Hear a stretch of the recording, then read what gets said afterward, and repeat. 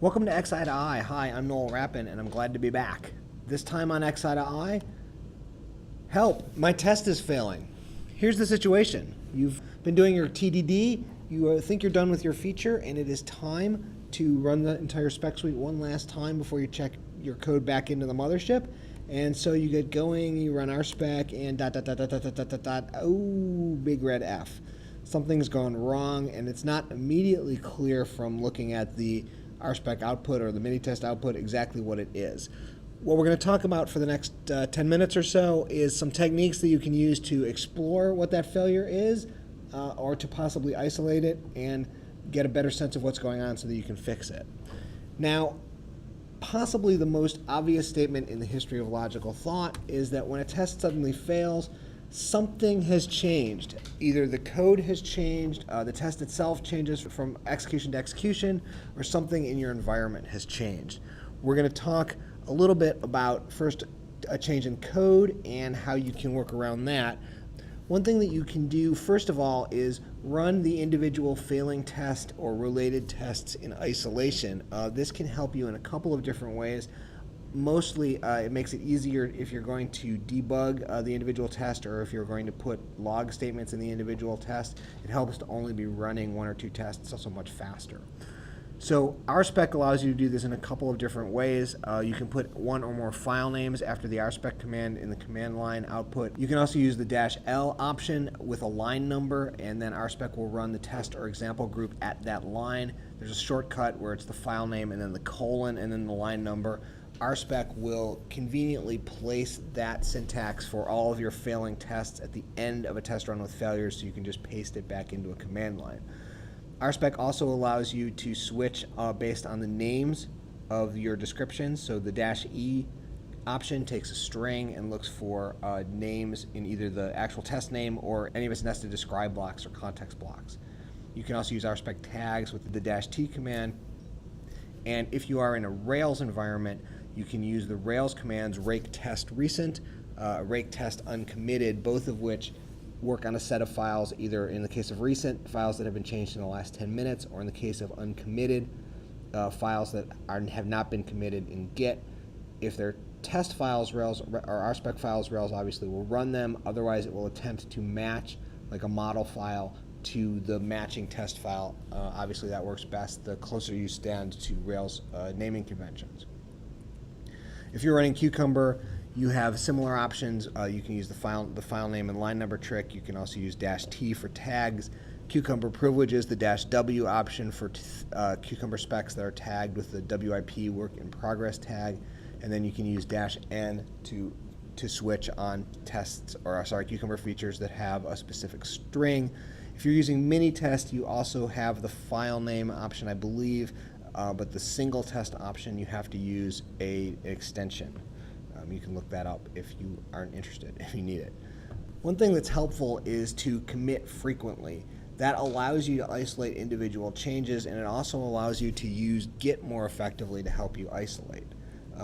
So one thing that you can do is use git log if you are a big command line person, or also gitx. There are a couple of different versions of gitx if you're on a Mac. This is the URL of the one that I use most frequently. I find that to be really convenient GUI lookout to see what files are in each commit. Also, it's really easy to see what files are currently staged and to stage and unstage changes. The real important tool, though, for using Git to isolate recent changes or inadvertent changes is Git bisect. Git bisect is a technique that Git allows you to do to isolate exactly what change in the history of your project might be causing any strange behavior that you're seeing, including failing tests.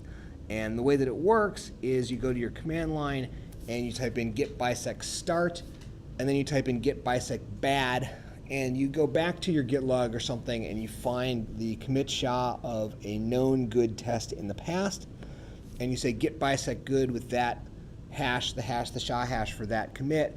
Git will create a linear sequence of all of the commits between the good commit and your bad commit, and it will start in the middle, and it will pick the commit in the middle, and it will ask you to run the tests or do whatever you're doing to verify the strange behavior, And then you either say git bisect good at that point or git bisect bad, at which point Git proceeds to do a binary search on the list of commits. So if you say git bisect good, that means that the bad commit has to be between the halfway point and the end point.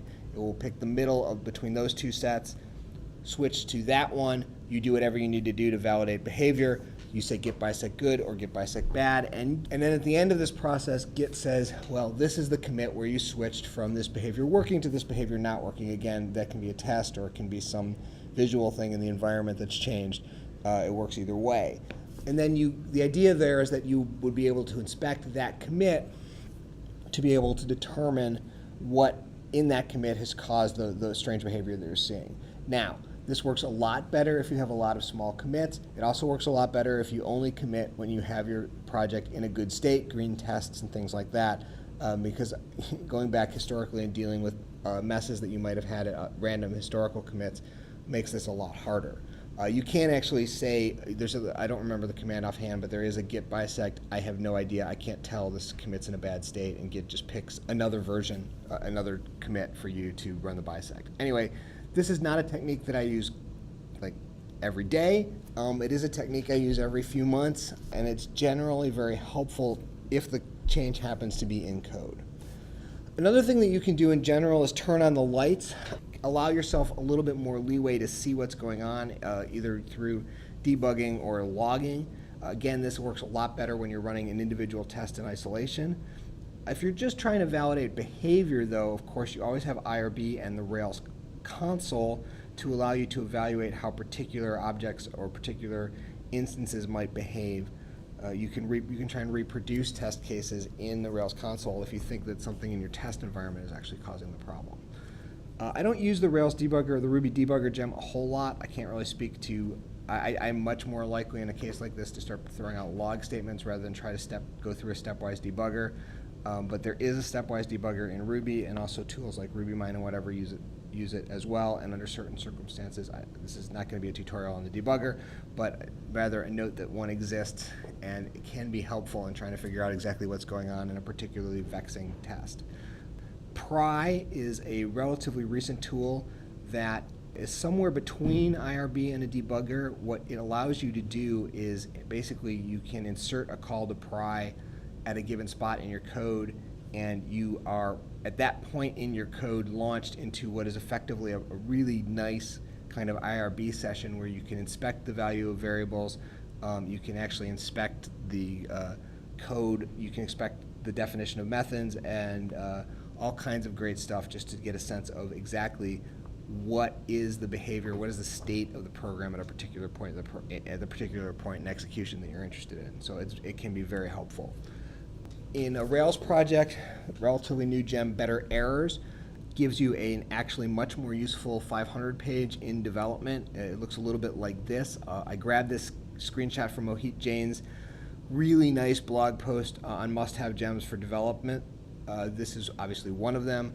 Where there's a little bit of overlap between his list and my list, where obviously his list obviously goes beyond just test failures and into other development tools, so it's really valuable to check that out if you get a chance. What you can see here is you have a really nicely laid out stack trace and list of local variables. What's really cool here is that piece in the upper right, which is not just a listing of the actual place in the code where the failure was, but it actually can be configured to be a live pry session in the browser at that point of failure, which is actually kind of helpful sometimes. Also, if you don't like randomly trolling the Rails logger for information, you can Chrome. There's a Chrome extension, Rails panel. You need to configure your project to deal with it a little bit, but then it essentially parses the log file for you and gives you a Chrome extension panel in the developer tools alongside the console and things like that lets you see the log for each individual and other information for each individual Rails request. That can also be pretty valuable. There are all kinds of things that you can use to log output to console or to the Rails logger. If you're in Rails, then rails.logger is available anywhere in the program and will output to the current log. Puts and P obviously are provided by Ruby, by the Ruby core, and obviously just send an item to the console. P is often nicer because it doesn't inspect on the object before it's sent it to the console, so you'll frequently get more human readable output. I also like a couple of extensions. PP is a standard library that you have to include. Tries to do a little bit nicer print output on nested lists and things like that. Y actually is also core Ruby. It produces a YAML output, whatever you need, which can be helpful for hashes and things like that. It's a fairly convenient format if you're already basically used to it. AP is the awesome print gem, which also interacts nicely with the Rails logger, does a really nice job with complex nested lists, and also does a really nice job printing out active record objects in their list of attributes in a very nice column format, really easy to read. So I like that a lot. If you're in Capybara or Cucumber, save and open page is super duper helpful.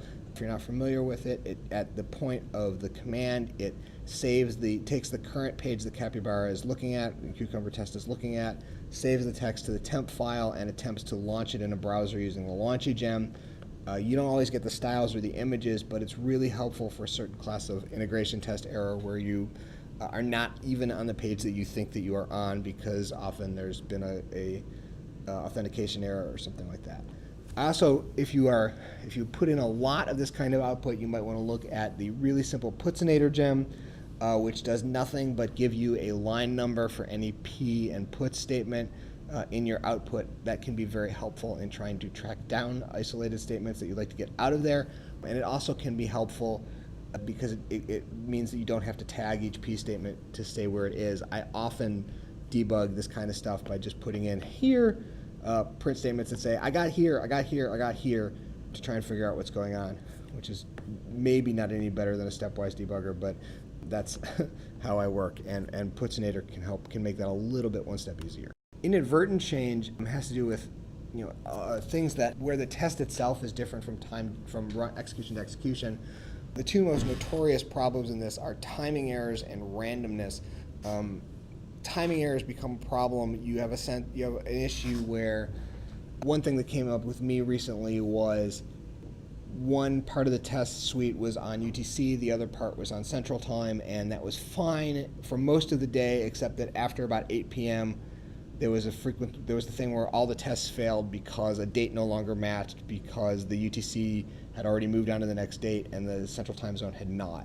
That kind of thing is really annoying. It's kind of hard to deal with unless you start one option is to just have all times either always be relative to the current time when you enter them in your tests, or to mock time, possibly using a gem like timecop. Neither one of those is a perfect solution. Another thing that often works is to just isolate the time and random stuff from the rest of your code so that you can just inject values into the rest of the code during tests so that you don't have to worry about irregular or non-deterministic behavior. Take a hike is often helpful. Getting up, not staring at the screen, walking away. This is sort of general creativity kind of problem-solving techniques. Clearing your head, moving away from the problem at least for a second and trying to do something else can often help if you just seem really frustrated. And of course the classic here is explain it to somebody else, which almost always, or I should say has a very high incidence of having you solve the problem before you even finish explaining it. Often the act of explaining something to somebody else forces you to really think about what's going on, and often that lets loose something in your brain that lets you see what the issue is. If you don't actually have somebody else handy, you don't actually have to try to explain it to a real person, pets, stuffed animals. The point here is the process of trying to really talk out verbally what's going on so that you can try and sort out your thoughts. And that's it for this week. I hope this was helpful. You can find TableXI online at www.tablexi.com or at TableXI.